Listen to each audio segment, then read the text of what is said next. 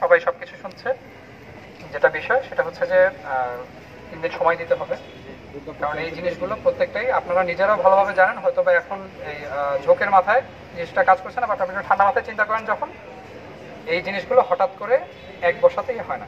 যেহেতু জিনিসটা মানে তারা আগ্রহ প্রকাশ করছে, সময় দেন, দিয়ে দেখেন, ঠিক আছে? কারণ আপনাদের কথা বলার, আপনাদের দাবি উপস্থাপন করার জন্য সময় সবসময়ই থাকবে। কখনো আপনাদের মুখ বন্ধ হয়ে যাওয়ার কোনো ওয়ে নাই। বাংলাদেশ তো স্বাধীন দেশ, আপনাদের ওয়ে নাই কোনো। আর এই যে সময়টা অল্প সময়, খুবই অল্প সময়। পরীক্ষার যে ডেটটা কিন্তু সামনের মাসে। সরি,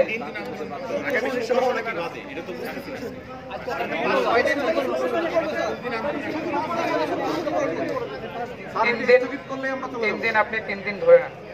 এর মাঝখানে যদি ডিসিশন না হয় তাহলে দেখেন, আমি বললাম তো, since it is told 3 days, take it as 3 days, ঠিক আছে? যদি এর মাঝে ডিসিশন না হয় তাহলে তো দেখবেনই।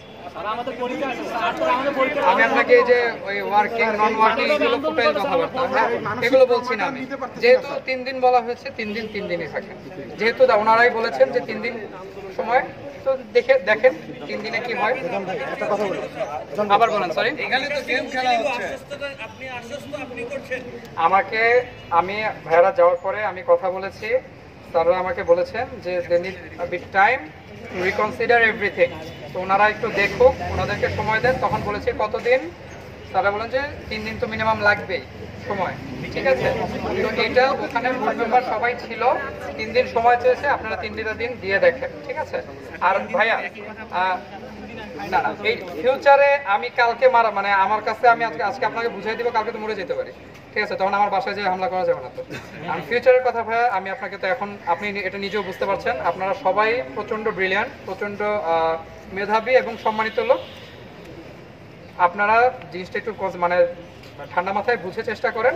সব কিছু নেগোসিয়েশনের মাধ্যমেই হয়, ঠিক আছে? আপনাদের এই জিনিসটাও কিন্তু নেগোসিয়েশনের জিনিস। আপনারা অফিস আদালতে এখানে আসবেন, আপনারা কিন্তু যুদ্ধ করতে আসেন নাই কেউ, ঠিক আছে? আপনারা সবাই দাপ্তরিক অফিসারই হবেন, আলটিমেটলি অ্যাডমিনিস্ট্রেটিভ অফিসারই হবেন, বা এরকম মানে অফিস আদালতেই বসবেন, ঠিক আছে? তা আপনারাও দেখবেন জিনিসগুলো আলোচনার মাধ্যমেই হয়। এখানে আসলে ফোর্সের কিছু নেই, হ্যাঁ। এবং আলোচনার মাধ্যমেও কিন্তু, আলোচনা দিয়েও কিন্তু জিনিসগুলো আদায় করা যায়, যদি সেটা যৌক্তিক হয়। আমার কথা আপনারা আশা করি বুঝতে পেরেছেন। এখন কাইন্ডলি আপনাদেরকে ভাইয়া এই কেপিআই কম্পাউন্ডটা একটু আজকের মতো ক্লিয়ার করতে হবে। আপনাদের রিকোয়েস্ট করছি, আশা করি আপনারা বুঝতে পারবেন। আপনারা যে জিনিসটা রিকোয়েস্টটা করা হয়েছে, আপনারা সময় দিয়ে দেখেন টাইমটা। তারপরে আমি তো বললাম যে আপনাদের সবসময়ই আপনাদের কথা বলার সুযোগ আছে।